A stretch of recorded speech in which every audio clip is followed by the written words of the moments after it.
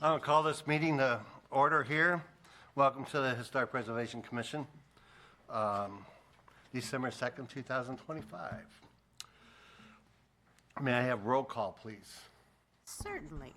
Commissioner Dodson, Here. Commissioner Goings, Present. Commissioner Dietrich, Also present. Commissioner Hernandez, Here. Commissioner Rowland, Excused. Commissioner Porter, Here.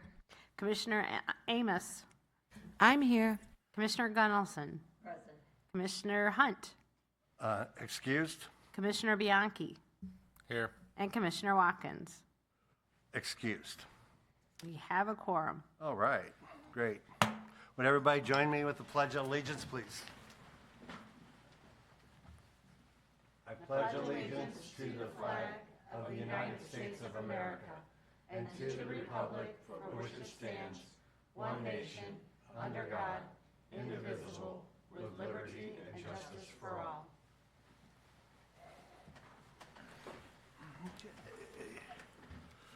Okay, everyone look at the agenda, and may I get a motion to approve this agenda?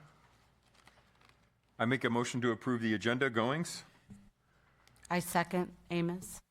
All in favor? Aye. The agenda is approved. Approval of the minutes that was sent through email. May I get a motion for that too? Motion to approve Amos. Second. Goings? All in favor? Aye. Aye. Minutes approved, okay. Citizens' comments. Tonight, we don't have anybody. No, they said it was too cold. They're still sitting in traffic on the highway. Yeah. Okay, old business. We'll start with Commissioner Hunt on standing report. Cemeteries, he's not here. But I have briefed him a little bit that I did find 3 other cemeteries located in the city of O'Fallon. And I haven't found them on any other records, so we will be I'll be working on that and passing it on to him. What are they? Let me see here. One is called Tresh. One is called Prinster.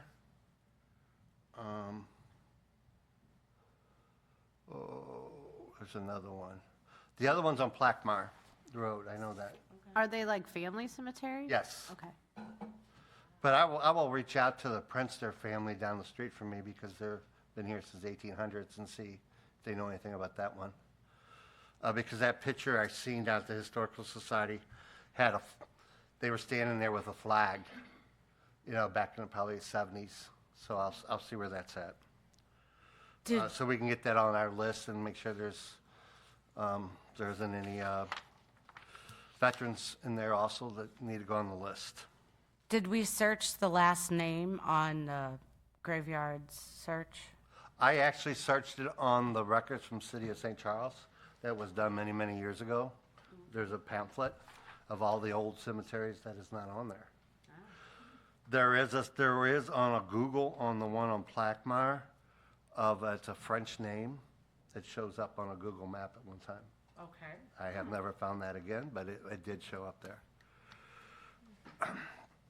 On education, I have not talked to Commissioner Rowland, so I have no idea. I know we need to work on brochures and we need to work on a lot of stuff, so I will reach out back to her and see what we can have and what we need to do. Because I'm at 5 months. I think I have to report back on some of that stuff at 6 months. So, historic designation, Commissioner Amos.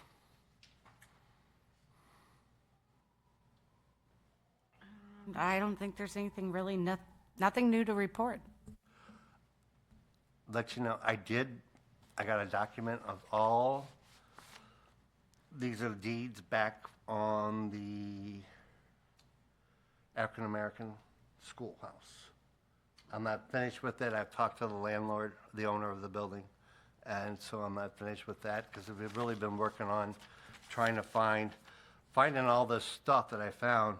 I was actually trying to find stuff on 411 Woodlawn. On the Woodlawn property, I've never, and I asked Commissioner Dietrich to help me out and see if he knew any of those people that went to his church. And we're at a standstill on that, so. But we do need more information, right, Ms. Davies? Yes, I was trying to put together the resolution, and there just isn't much I can put in there to designate it as a historic property. I'm not saying it's not or it shouldn't be, but in order to get that resolution passed, I have to have some more information to supplement why we feel it deserves that recognition. I sent Rick a text a couple of weeks ago with some information on Woodlawn. Oh, yeah, some of that's already been, that's in those papers. So it's not new, it's just. nothing new. Yeah, it's nothing new, it's just not enough. Give us more detail on that property. Because that property, when I did research on it, I went back to 1909, and I don't know if the family, it's been in the families before that, because I was there 3 hours, I ran out of time, I had to be somewhere else, so. And that could be part of that original family land before Mr. Summers built the actual house on it. I'm not for sure, but I'm trying to figure it out. Okay, so that kind of went in with the Woodlawn property. And I can share the draft of the resolution with everyone. I think I had shared it with a couple of you, and I'll gladly share it with everyone. And if anyone has any ideas, and I can share with you a resolution that we passed previously as well when we designated a local site. So you get an idea. There just has to be a little bit more content Right. to kind of get it to pass muster. So I'll gladly share that with all of you. What are you looking for in specific with content? What do you mean? Let me pull up what I have currently, and I think it just needs to have a little bit more to it. So let's see if I can find that real quick. Sorry, I should have been prepared. Well, there's that paper that the city wants us to fill out that has line items, I believe, and we're not filling out enough of the line items, I think. Well, I'm just wondering what we're missing, so that might be easier to. Yeah. Yeah, so right now, the resolution, all I have is that it says, whereas the complex began as a single building designed and built in 1914, and whereas the back of the house, it's a privy that was built prior to 1914, and whereas it was constructed and used for the apple pickers, whereas it's unaltered in its original site, and it contains archaeological and agricultural significance. So it just looks like there's not a lot of content there. There just needs to be a few more line items that kind of really displays why we feel it's historically significant. And like I said, I can send you one that we've passed previously, and it like fills a whole page. And this one has got like 4 lines on it. Right. So I'll send them both out to everyone, and then I'm happy to edit it as we can to get it to, I guess, appear to have a little bit more content. And it again, I'm not saying it's not historically significant. I just need a little bit more content to put in here to fill the resolution. Okay. The only thing I have on that is that if there was a man with the same last name, possibly the father, there's a break in the family tree. That could be, he was the postmaster back in the 1800s of here in O'Fallon. And he's also Civil War, and he's buried in Assumption. I'm hoping I can track that in with the same family, and that may have been his property, and hopefully gave that property to his son. I'm guessing here, but I'm hoping that leads me to that, to finding that out, because there's a lot of blanks. What we're finding. There is a lot of blanks. There's trap doors, there's trap places, there's log cabin pieces in these houses, just on this north side. And the structures of some of these houses actually have a certain date on it, but the other structures are before that, that have been attached to that. Were they slave homes for the Germans? I don't know. But there's a good question there, because the family has found slave stuff. It was probably their video game room, Probably. surround sound. Surround sound. Movie theater. Yeah, I mean, it's really amazing to see what's going on here. It's like there's a secret going on, you know, and we're like, it does not make sense with the dates of when these buildings were constructed. So we might have to bring in somebody's specialty on this locally and figure this out, because we're going to keep running into a lot of the same. And in a certain area of town, we're going to run into we're running into that already. There's not just enough. And there's enough information, and I'm sure the same thing on the black schoolhouse too, because that disappears too at a certain time. You know, that structure there, I do know there's two of the original walls that are in that building from when we had it, when we had it as a business. So I do know that was there before we even knew it was a schoolhouse. Yeah, so there's a lot there. Thank you, Miss Amos. Oh wait, new business. Commissioner Goings. Hello. Where you been? Traffic signal boxes. I'm happy to report we have 2 new ones that were installed. I don't know if you've taken a look at them. No. One of them is at Veterans and Highway K. You know where that taco truck always is nowadays? Yeah. Yeah. It's, right out front of that. So that was one we chose because you could look at that all see the it time, but right I from the haven't stop seen it. line. Okay. It was 3 weeks ago it was installed. And the other one is at Highway 364 and K. There's a photo I took while driving past. So you can't zoom in and see it very well, or I would have caused I like an accident. that. So, yeah, you can see that then. That's on the westbound ramp as you're going south on K. So I picked that one because it's very close. You can see it's like a couple feet from the road. It looks great. So you can't really see it as you're zipping past K, but your eyes should be on the road anyway. You shouldn't be trying to read anything. But if you're stopped at the stoplight there, right before you go under the bridge, then you can see it. And that's a walking area there too, isn't it? Yeah, yep. And you can't see from this angle, but you can as you're on the exit ramp that's behind this photo there. But that's a picture of O'Fallon in 1904. There is a building on the right side that you can't see with this level of detail.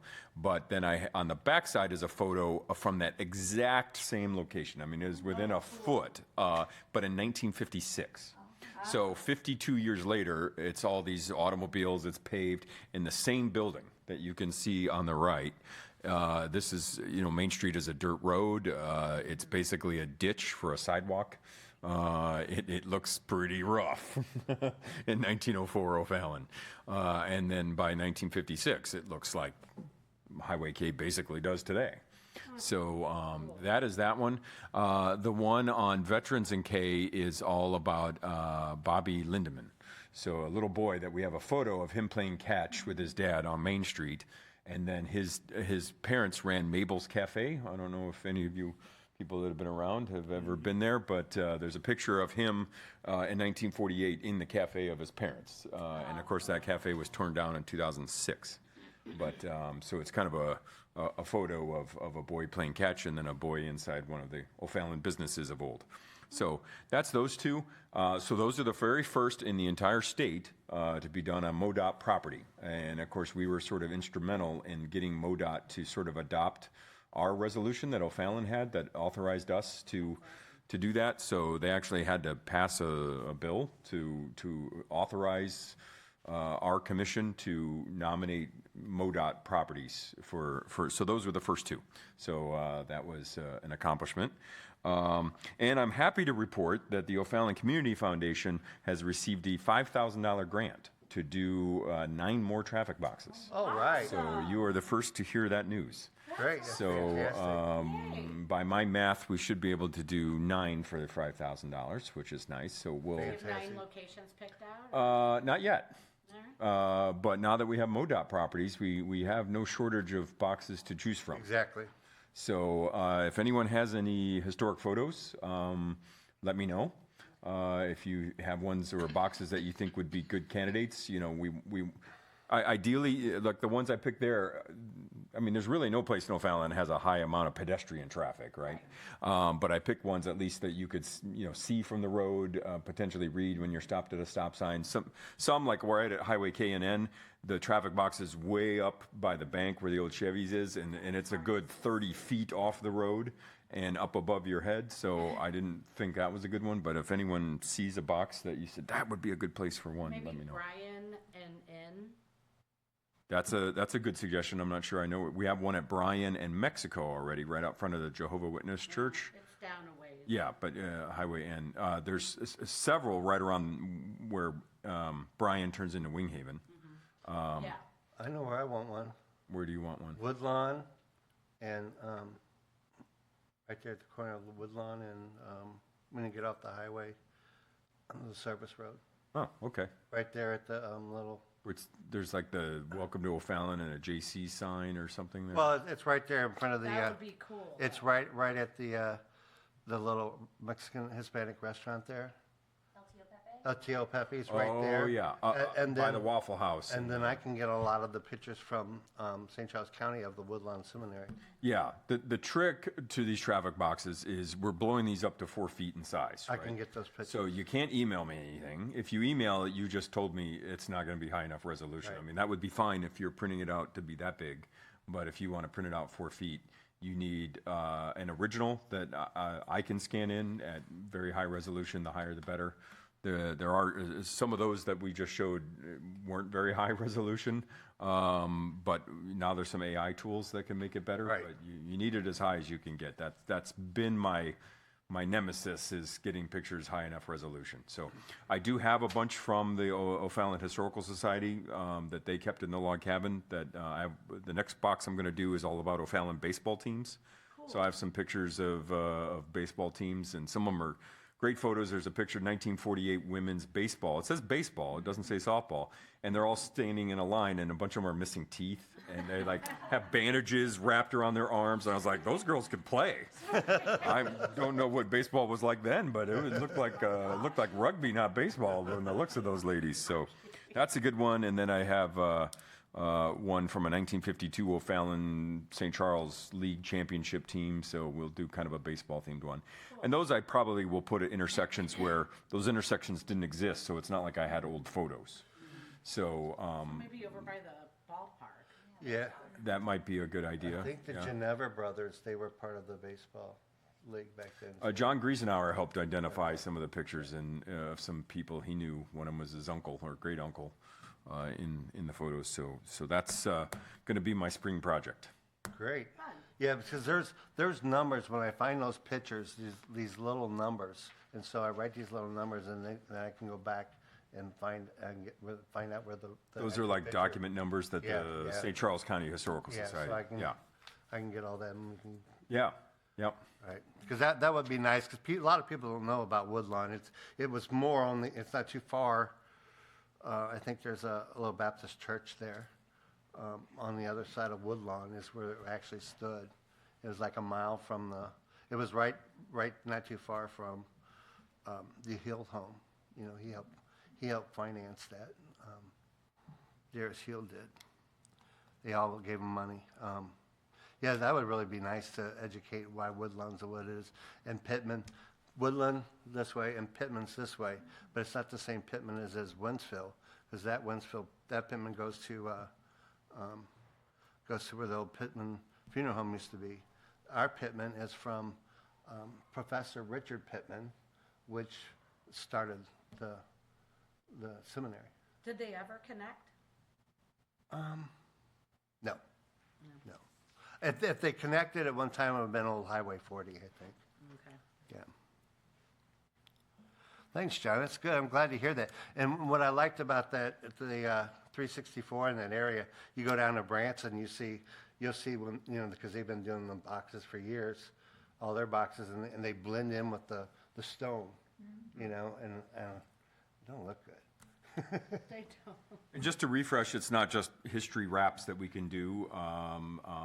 The ordinance allows paintings, murals, like if there's a school group or scout group that wants to paint something, it can't be commercial in nature. It can't say John Goings for city council or anything like that, obviously. They're not billboards. You can't advertise your business. But if anyone has like a mural or arts, there is a mechanism that they can use the same application, and then the city staff just route that to us if it's a history-related thing, or they can route it to the Arts Council if it's a art-related thing. So there are plenty of boxes to choose from still. Yeah, over 40. Yeah, there are 38 that are city-owned, and we've done 5 of those.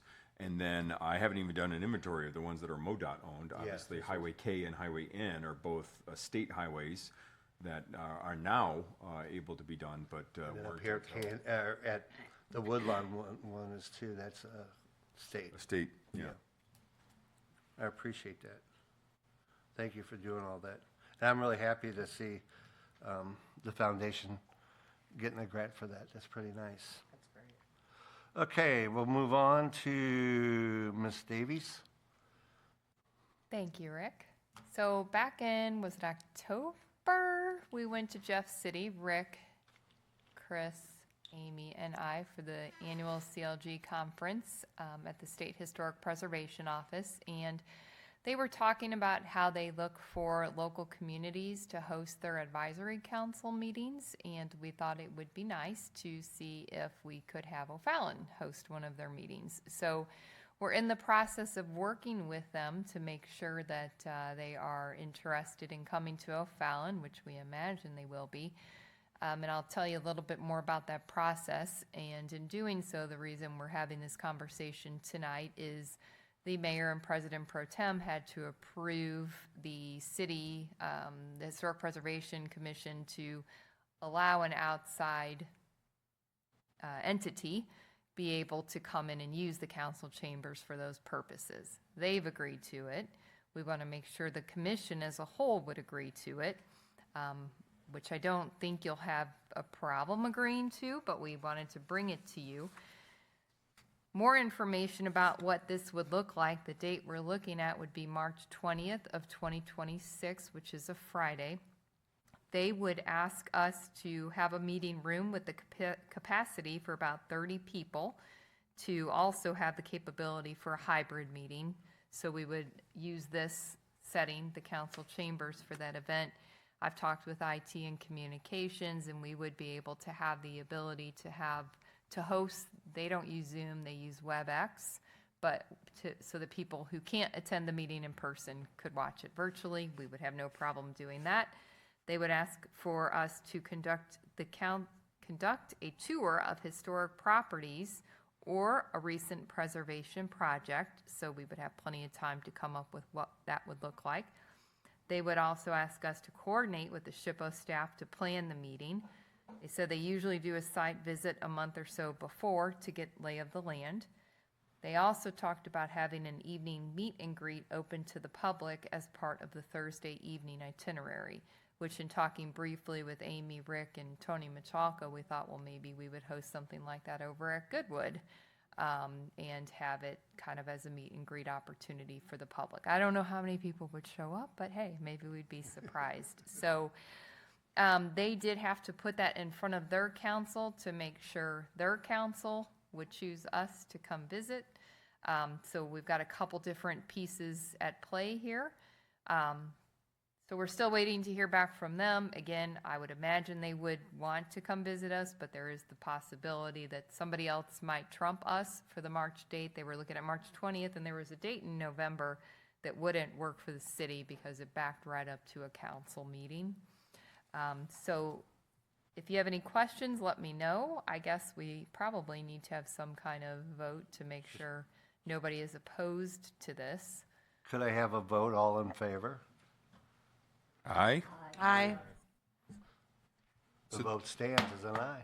So this would be, the meet and greet would be the 19th, Thursday, and then their meeting would be here on the 20th. That's correct, yes. And once we get everything, I asked them to put us in pencil, let us know once they say, yep, this is what we want to do, obviously there will be coordination between all of us to make that event go off without a hitch. And we could talk about what we would want to do in terms of a tour of facilities, whether it's Goodwood, the Healed Home. Certainly, we don't want to show up at 411 Woodlong and ask if we can tour his property, but there are, right, exactly.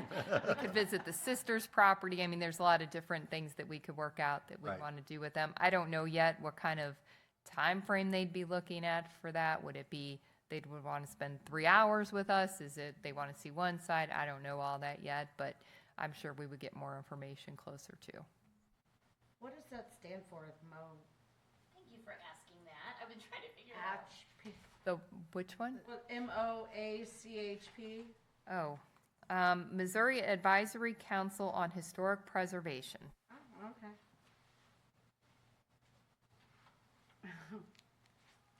By the way, just reading the definition I found online, it's a state-level body responsible for historic preservation in Missouri, and the Advisory Council on Historic Preservation, the federal counterpart. So they advise the state historic preservation officer and reviews nominations to the National Register of Historic Places. They are a federal agency established in 1966 and provides advice to the President, Congress, and federal agencies on matters of historic preservation. Cool.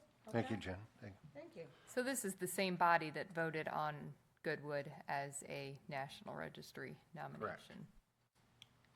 Seems appropriate that we take them there. I think so, yes.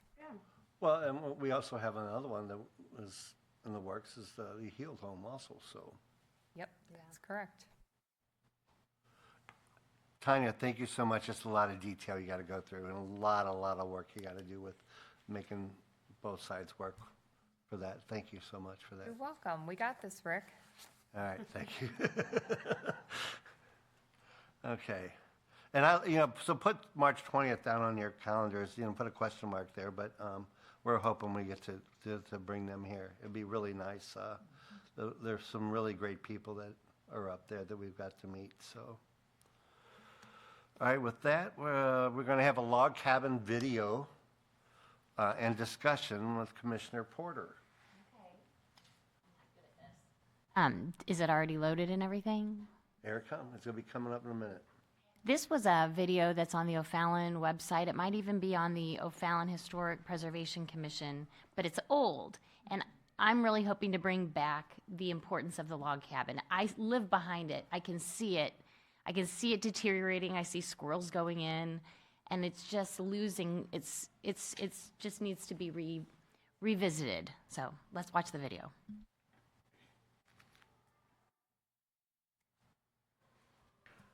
It's kind of lacking something so far. You're right. Here in O'Fallon, you don't need a time machine to revisit our history. The O'Fallon Historical Society has an archive of photographs, documents, and other artifacts that will take you back through our city's heritage. Right now, our collection, over and above all the artifacts that we've gathered, consists of somewhere between 3,000 and 4,000 images and somewhere around 600 documents pertaining to the city, the fire department, and other organizations. Most of our images have been digitized, mostly because the originals are not part of our collection. People have loaned them to us, and we've given them right back, and that's worked beautifully. One of the things we're most proud of is the fact that all the artifacts and furnishings that are in the Log Cabin Museum are actually related to O'Fallon. They're from O'Fallon. They're not just a period piece from somewhere else. And so when you come into the log cabin, you are really seeing O'Fallon's history, all the way from the bathtub that the Sisters of the Most Precious Blood donated that they brought here from Switzerland, to hair dryers, to the band uniform that our first mayor wore when he organized the community band. So everything here is O'Fallon. The last 20 years, Pat has dedicated her time in collecting and preserving our city's history, but there is still more to be discovered. Our next step really is to bring in people who are keeping the images and so forth from the 1960s on. I understand there's a really active Facebook community, and that's great. But we'd really love them to share those images from, say, 1950 on, really, so that we can bring our collection up to date and make it more complete. The O'Fallon Historical Society is always looking for new members, and everyone is welcome to join. You know, people tell us that the society word is the wrong word to use. Sounds like a bunch of little old ladies having tea. Well, you know, we're not quite there. But we would welcome younger members. I know that most families now their schedules are kid-centric, and I understand that. But if they tell us how they'd like to participate or what kind of meetings they'd rather attend, do they just want to hear lectures or see photo exhibits or whatever, we'd love to change ourselves to suit them. We're happy to do that. We just want to get more people involved and eventually, quite literally, hand the torch to them. I've been a member since 1999, 20 plus years. Started out basically just enjoying the company of the residents here who had been here the generation previous. As I became involved with my wife, we've had great times here. We've had wonderful events out here in the park and Civic Park over the years, and a lot of enjoyment with people coming in and taking the tours and seeing the historical aspects of O'Fallon.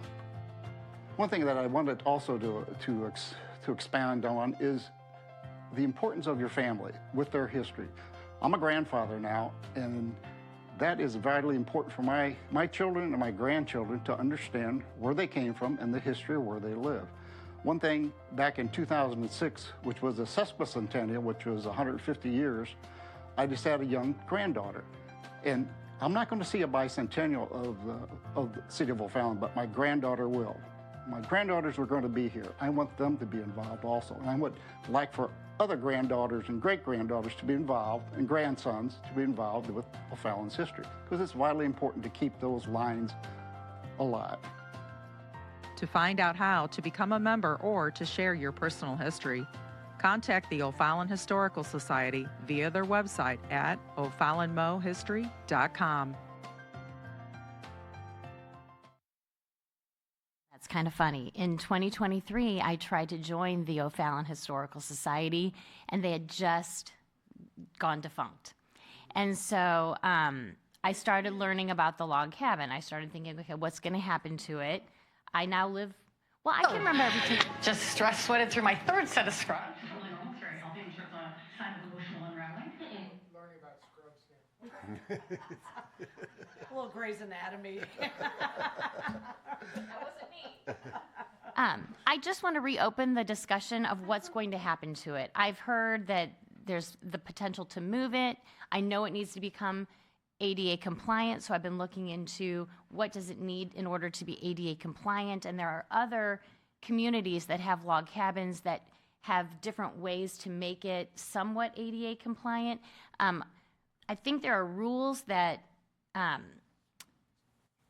there's just some rules that we need to really understand, because I don't think, I've been doing a lot of research, and I don't want to go into it right now because I'm still new to the subject. What can you all tell me is going to happen to the log cabin? I would love to see it stay in Krekel Edition, which is the first part of O'Fallon, which is the railroad tracks, what used to be Front Street, 2nd Street, and 3rd Street. It's in the earliest portion of O'Fallon. I've heard the potential to move it. I know we need to make it somewhat ADA compliant, and it needs some love and care for sure. I live right by there, and people go to the splash pad, and I can hear people saying, "Is this ever open? Is this ever open?" Well, it used to be open, so we're missing something. So I just want to open that conversation. Can anybody give me some information about what you know about the log cabin? What are we going to do about it? I know that we are going to do a virtual, we're going to do a virtual museum first, because that would help with the ADA compliant part. I do know when Janet and I, Commissioner Watts, Watkins and I did the rail district. I didn't bring it up at the last meeting. But when we did that, every single person in there wanted to go in that log cabin. Some of them were military guys in their 30s that came back home and never got a chance to go in it, and they wanted to see it. And teachers, everybody, even children were interested in the history that. So I was able to get up and do some history of the logs, basically. That is a city matter. I don't know if the park. So all I know is what we can do right now is work toward the virtual museum. And then by doing that, by getting in there and working on that, we can clean it up, see what needs to be done, report it to the city. I think that's under the Parks Department, and they do take good care of it. I do know the squirrels have really been hungry lately, and so they have been working on that door. Does it have electricity? It does have electricity. It does, yeah. And they sometimes, when it gets bad, they have the heat on and they have the AC on, so it's not getting all the moisture Rick, in you there. and I were in there earlier. Was it the spring we were in there? Yeah. So it's in pretty good shape. You just got to watch the animals because they can sneak in at any time. Actually, on the bottom, in the basement part of it, there was some from where they put the concrete in between the logs, that was starting to deteriorate, and the city went in and actually filled that up with. Is it like mortar? Well, not with mortar, but like a foam to keep that debris and keep it in place and keep that debris from affecting all the historic documents that are there. And if we want, we should invite Pat Swinger, who was in the video there and was the president of the Historical Society. We should invite her to a meeting sometime and she can talk about it. Yeah, she moved to Washington, Missouri. Yeah, I just talked to her yesterday. Did you? But that's not its original location. Its original location was your McAllister's Deli there. Did they move it as a whole, or did they disassemble it and then reassemble it? Moved it as a whole. As a whole, they took the roof separate. Now, what's Some important? good video or good photos of it crossing the interstate. And where was it?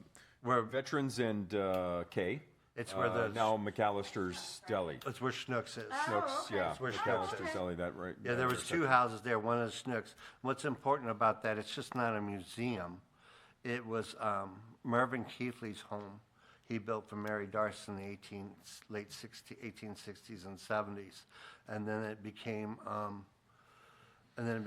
part. It was the log cabin was inside the Patton home that Don used to go visit. So it was part of the Patton home, and then when they bought, when the What's the Patton home? Patton home is who lived in it at the time.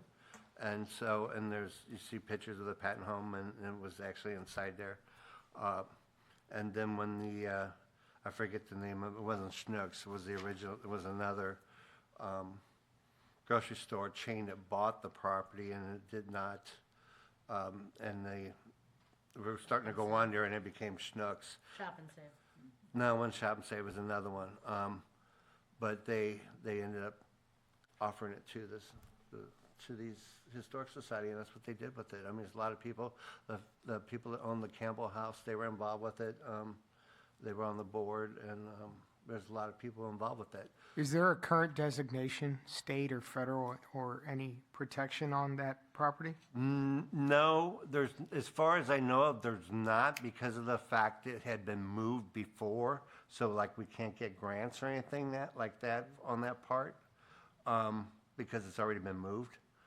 We've been trying to get some help. The original land.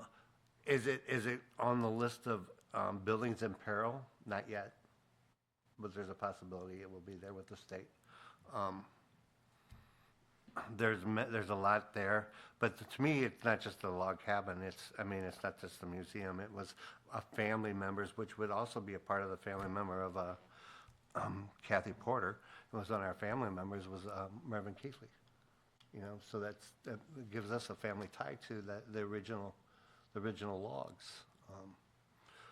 I, I know we've worked a lot with Tanya on that, and our first thing we need to do is try to get through and get everything documented in there and get it on a video, and give us the time to work with the city and come up with a plan. Yeah, I think the main problem, and we've talked with Parks about this extensively, is that I was just looking through old emails, and what they said was the building is not ADA accessible at all. This includes from the parking lot to the front door. Our recommendation is not to open it. So I do think we have a desire to preserve it, and the best way we can do that is to do the virtual tour. And I know we've been working on trying to get volunteers in there. I don't remember when it was, maybe 6 months or so ago, we had code enforcement go out and Correct. take a look at it, and they did identify some items that needed to be fixed just to allow volunteers to get in there, and all those were fixed within a few days of the report coming out. So I do think the city wants to try to help preserve it. And then I know there was discussion of moving it over to Fort Zumwalt, but then there was concern, or I don't remember exactly, it can't be within a certain location of the Heald home because Correct. it's a historic property. We can't look like we're trying to create a historic area. So there's a lot at play there, and I think the first step is definitely getting in there, making sure it stays cleaned up, and notifying us so we can notify Parks if there is anything that needs immediate attention. Thank you, Tanya. Yeah, I think the virtual museum, I mean, that, according to talking with the state, they have buildings that they are not, that aren't ADA, but since they have the virtual museum, it offsets that. I believe we need to do that just to preserve what we have in case there's a disaster wipes it out. At least we have it on video. And we could possibly come up with some form of a grant or get some donations to have a concrete ADA ramp there, because if you're looking at the museum to your right, it's only about 1.5 feet off. It's a low point. So that Wood? Could they? I would do concrete, so it would just be safe. You don't have to worry about it. I think we can work toward that if we want to. I think that would be the best bet if we come up with a plan.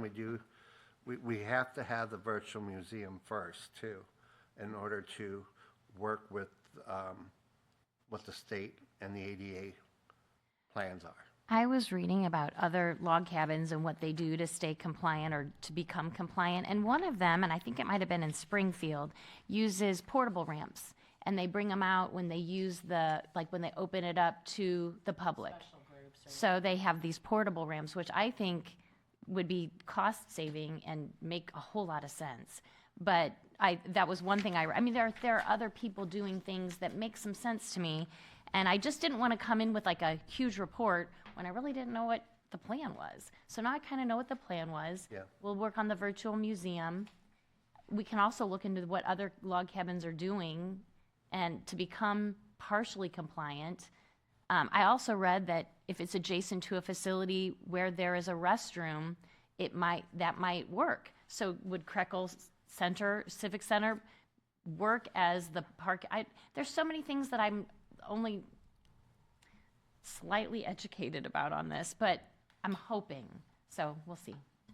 Yeah, there's a lot of ways to go. The main thing is working with the city, and the ADA is a big issue. But the code enforcement did go in and had to change some of the lighting. The lighting was extension cords and wired together, and was not safe. And they went in, they took those lights down, they fixed it, put new lights up. They kept the heat on and they kept the air on, and kept it nice. Of course you get bugs in there, and we can go in and clean it up if we wanted to. We had talked about that.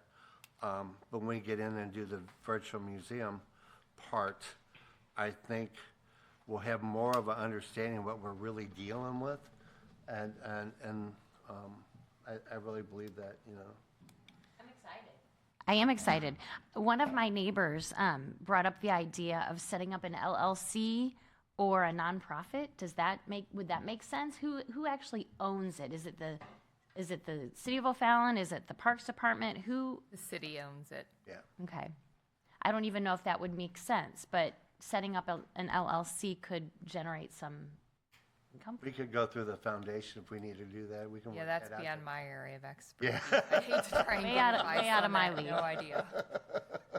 Make sure the money went to the, I mean, that's something we could always work at, because if you go on, a lot of things have been done through the foundation on historic properties through the years. So even a new roof on that building was done through the foundation. So, I mean, that's something that I don't know much about, but I can always ask somebody next door here and see how we go about that if the city, but if we needed they're shaking the screens. Jason Adams, our director of IT, he is in this play, and I was texting him, telling him how loud it was. He goes, Okay. hopefully your meeting's done before the first song, because there's a lot of singing and stomping. So I think Okay. that's what's happening. Guessing we didn't make it. Stop talking. Yeah, so we'll see. I tell you, we'll get more into this. I mean, the main thing is I try to work with Cheryl. I know sometimes Cheryl's not feeling good. Commissioner Rowland, we have to get in there and start processing some of this information that we have. Well, and the key thing is, to what end? What is our goal with the property? And that might dictate where if it's trying to get visitors, I would certainly ask, why didn't we get visitors before? That's the reason they disbanded. We could not get volunteers. We could not get visitors. We Oh, have I think volunteers. there were visitors. It wasn't only open certain times of the year. Saturdays. Yeah. Yeah. And Open every Saturday. was it every Saturday? Most Saturdays, zero Yeah. Okay. people. Okay. Yeah. Now, be honest with you, we've already worked that out with volunteer services, so there will be volunteers. So that, and people have applied for that position. So that's already pretty much been taken care of as far as volunteers for that. It's just, we have to go through this process. Do we have a list of what we need to do to make it ADA compliant? We have some items. I think what we've been told from Parks is that it's not going to be possible to make it ADA compliant where it sits currently. And if you're going to ask me for the specifics, I don't remember. It was something with the accessibility to the parking lot. I know there was issues with the bathroom, so I don't remember all the reasons, but I'm sure I can pull some of them back up. Was that done before Krekel Center was open? I think it was after. I want to say this was within the last year that we talked, really Right, started talking to Parks about it. We've had a meeting, and the parks are, they'll work with us. We just have to set up a plan. I mean, and the first plan was to educate the kids and come up with the virtual museum, because that offsets everything, okay? And that appeases the state until they decide what going to do as far as a ramp, temporary ramp, whatever like that. Because you can put a ramp there, but then there's a nice little stretch there to get in over the threshold there in the front door. But the big problem is, once you get into the building, there it steps up. The log cabin is one level, and the museum in the back is another level. So that's a big issue on both sides. Okay. So the virtual museum will help offset some of that, even by the state standards. And maybe that was it, Rick. Is there not a way to put a ramp in the back or something? Right. I remember there was. Yeah, some because accessibility the way the doorways are going in there, you trip over trying to see this, yeah. So there's that issue with the ramps on two different levels there. When they put the basement in or whatever, they built that up higher for some reason. I don't know why they did that, but it is what it is. But according to the state ADA, a virtual museum would be the first step, because then it'll allow everybody to see it, and then they could possibly open it up if the city chose to do that since they already had the virtual museum. And then that would oversee some of the ADA requirements, from what I understand. Do we have like a script, or has there been anything kind of laid out on what the virtual tour would contain? No, I was working out with Commissioner Rowland, and no, we're just going to have to. Some of us are just going to have to just go in and start documenting the items we have. I mean, you've seen the one hair piece in that video, and the other part of it is these little metal clips, and there's electrical lines running to it, and you just plug it in. and that actually was actually designed and patented by a black lady that invented that. You know, so there's so much history in there, and we have to work on a virtual museum, and I think some of us are just going to have to go in and just do it. I noticed it looked really clean in that video. I was like, look how clean it looks. Well, you know, and the bathroom is another issue because it's downstairs. There's no way in order to get to the restroom downstairs, you'd almost have to put some type of ramp, big old ramp, into the ditch that comes into because it's in a ditch. I mean, that building's in a ditch. I don't know why that building's in a ditch, but it's in a ditch. That drives me crazy. It's in a ditch. Because it stays moist, damp, you know.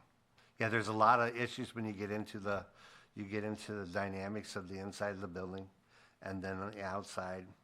But the main thing is that we just have to move with the first reference, because we've already met with volunteer services. We will have people for that, and it could probably be open on Tuesdays during all activities in Civic Park. There's a lot that can happen with that. It's just we don't have the first step, and that's a virtual museum. Okay. That's what I know from our meetings. You know a lot, Rick. Thanks. No. Okay. Any other questions on that? And like me, what you don't know, you just make up. Yeah. Fake it till you make it. It's good. Yeah, it's been a big question for a lot of people, even our past commissioners, many volunteers. You see them around. What's going on? Why is that so? Last time I was there, I met sister there. We had a big outside potluck dinner, and it was so fun. And we just all told stories. So I'd like to see that, and that was the only historic place really besides the Sisters and Goodwood close to the rail district.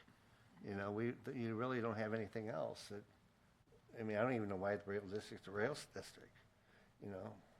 Just because it's a train running through it. Yeah. Okay. And like the Krekel House, a lot of the structures were built because of the train, or Okay. the people were there for All the right. train, or, our city's named after a train guy. It is. Okay. Any other questions arise out of that? Okay. On other items, we're going to bring up another picture of the log cabin. And anybody have anything else to say before I say anything? Well, that's a good one. Okay, this is a picture of the log cabin right now, decorated for Christmas. You want to give a brief on that? Sure. I was hoping to decorate the log cabin for Christmas, and I told my neighbors I'm going to ask for permission to decorate, and they created this with ChatGPT. They said, "Hey, we already did it for you." But I am hoping to use some of my extra decorations, and if it appears, I hope nobody cares. And with that, I don't think you have to go to the Parks Department, I guess, to ask for that. I guess we should let them know, so if they see her over there, randomly throwing up Christmas trees, we can explain why, but. Yeah, I don't know she's why that chasing away the bothers you. squirrels. I feel like as long as she's not breaking windows and stuff, they probably wouldn't even bother. Yeah, Joe, can you put that picture back up? Because when I first seen that picture, I was like, how could they do? Man, the city's going to get mad. They got let them outlets or In 8 there's seconds, they could make electricity in it. Elvis hiding behind the tree if they wanted. Bigfoot. Yeah, so I mean that's a beautiful. And if you look to that right side, you can see that low side of the where you could put a ramp there. It's not so high on the other side because that other side is where you go downstairs into the basement.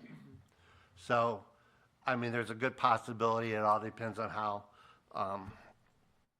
what the city wants to do with that. But with that, I want everybody to get a chance to go to. Celebration of Lights. They are closed. They are actually, if you do the walkthrough, it is actually, Sundays is already booked. It's 5,000 people. Mondays and Tuesdays is open. We do that with my family ever since it started.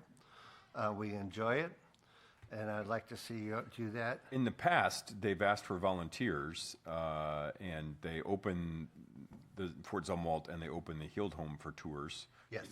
And they're doing that again? Because I remember one of my jobs was to stand in the street and yell at people to go visit them.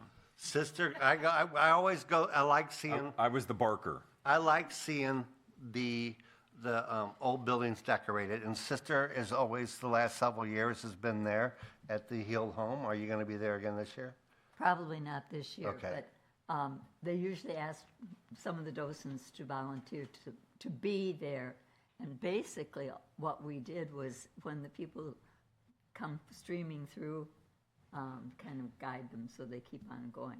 Otherwise, people aren't, that's about the only time we do anything over there. But It's really nice to see it all decorated and the fort all decorated. And then if you're at the right timing, you see the fireworks going off. It's beautiful. Actually, it's beautiful. So When is that again?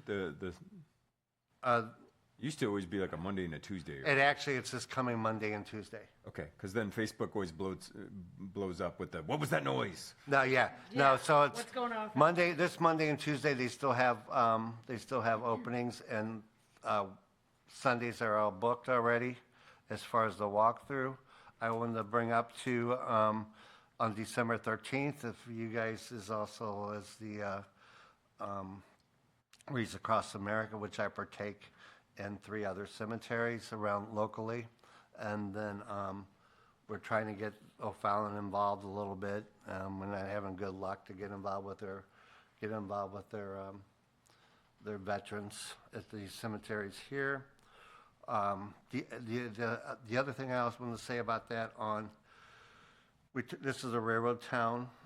I went to the city of Winsfield's preservation meeting. Not this past one, the last one. Out there in Lynn Cemetery, which is at Highway Z and 70, is a mass grave of 150 to 200 people. These guys were the guys that built the railroad here. They went through town. When they died and they got disease from Winsfield, Gilmore, and O'Fallon, they had to find a place to bury all these bodies, and they just dumped them in there. And then some of them were also the early settlers, because a lot of your early settlers were coming in from all around the world, and they were carrying disease with them. So I went to the city of Winsfield and asked them to see if they would put a monument out there, because we have 5 or 6 of these mass graves around this area, out this way, out further to Nemelli, toward Harvester area, but nobody has ever marked it or acknowledged these people, what they did for all the work they did. They were called Gandhi workers, and so that was approved by the city of Winsfield to work on something like that. And I wanted to bring it up here because we know a lot of them are probably from O'Fallon too, building the railroad. So it was important to bring that up here, and maybe we can partake in whatever happens with that situation a little bit. It's in the beginning of the stages there with their aldermen and everybody's involved, so it's in the beginning stages. But I did want to share that with you, and I want to wish everybody a happy holiday, Merry Christmas. Christmas is mine, and I have, and everybody out there, whatever you celebrate, be safe, stay warm. And with that, I'd like to close. Good night.